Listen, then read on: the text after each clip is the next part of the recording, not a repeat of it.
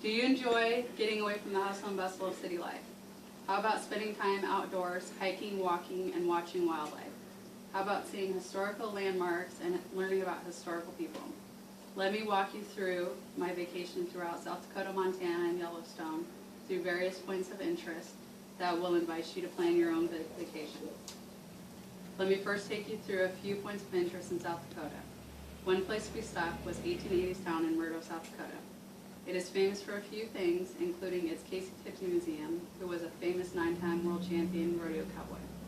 It is also well known for its extensive collection of the Dances with Wolves movie set memorabilia.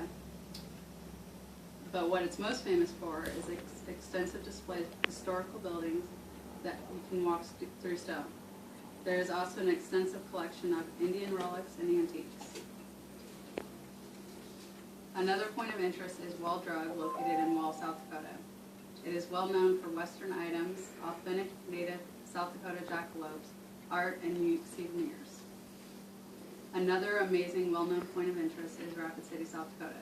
Known best for Mount Rushmore and Crazy Horse, but other points of interest we experienced included the zip line at Rushmore Caves, the 1880s train tour, the Journey Museum when the weather did not cooperate, my daughter's favorite part, the Dinosaur Park, and Custer National Park, where we got lost for 4 hours. No way. Our next destination is Montana. I've never been to Montana, so this was a whole new experience for me. I was amazed at the scenery, ranging from flatlands, hills, mountains, and forests. It reminds me of traveling in Colorado. When we arrived at our destination in West Yellowstone, I was amazed because it reminded me of Estes Park in Colorado, snuggled up to the mountains and forest. It was a lovely town with grizzly paw prints throughout the downtown area that took you on a historic walking tour to various landmarks. It is also home to the Grizzly and Wildlife Discovery Center that houses 6 grizzlies, 3 wolf packs, and several birds of prey. The main attraction of my vacation was visiting Yellowstone. There was so much to do and see that we could not even fit it into one visit. On the first day of our visit, we drove through Firehole Canyon Drive, which features a waterfall formed from lava flow. We continued on to Firehole Lake Drive, which was actually closed about 15 days after our visit due to the damage to the road from the extreme heat of the surrounding thermal activity. We concluded our first visit at the Artisan Paint Pots. The first and most memorable memory is the smell of rotten eggs from all the sulfur. Aside from the smell, though, it had amazing vents churning with thermal activity, an amazing teal blue celestial pool that you wouldn't even believe would belong there. It also had an amazing geyser and flash springs that constantly erupted and bubbled.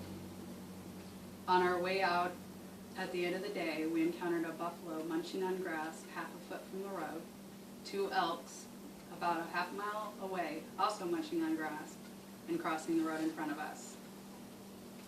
The next day of our visit, we drove up to Gibbons Falls and through the lower geyser basin up into the upper geyser basin to see Old Faithful. While I was not impressed with the height of Old Faithful's eruption, I was impressed with the accuracy of time and the length of time it erupted. The next day of our visit was one of the most amazing. We traveled up to the Grand Canyon of Yellowstone. To get to the lower brink of the falls, you have to travel down a very steep, long, winding trail. While it was worth the travel to see the amazing falls, it was not worth the travel to get back up. We also stopped at various points, including Artisan Point, Inspirational Point, Lookout Point, the Grand View, and the top of the upper brink of the falls. Every stop offered a breathtaking view of the canyon. The next day of our visit, we did the most traveling. We traveled south to the West Thumb Geyser Basin, where an elk walked through the crowd. We drove along the Yellowstone Lake towards the famous fishing bridge, which is amazingly you are not allowed to fish off of due to the cutthroat trout spawn in the area. We continued north towards Dunraven Pass. On the way, we witnessed a herd of buffalo running down from the hills, swim across the river, through the cars on the road, and to a field on the other side. I was amazed at all the changes in temperature while traveling through Dunraven Pass towards Mammoth Hot Springs. Leaving Yellowstone on our way home, we traveled south towards the Grand Teton National Forest. but we could not leave without more buffalo running across the road in front of my SUV. Traveling to the Grand Tetons Forest, western and eastern Wyoming, and back in Nebraska ended our amazing vacation. While there is not enough time for me to share or express the amazing vacation I enjoyed throughout South Dakota, Montana, and Yellowstone, I hope I have inspired you enough through points of interest to spark your imagination of planning your own vacation.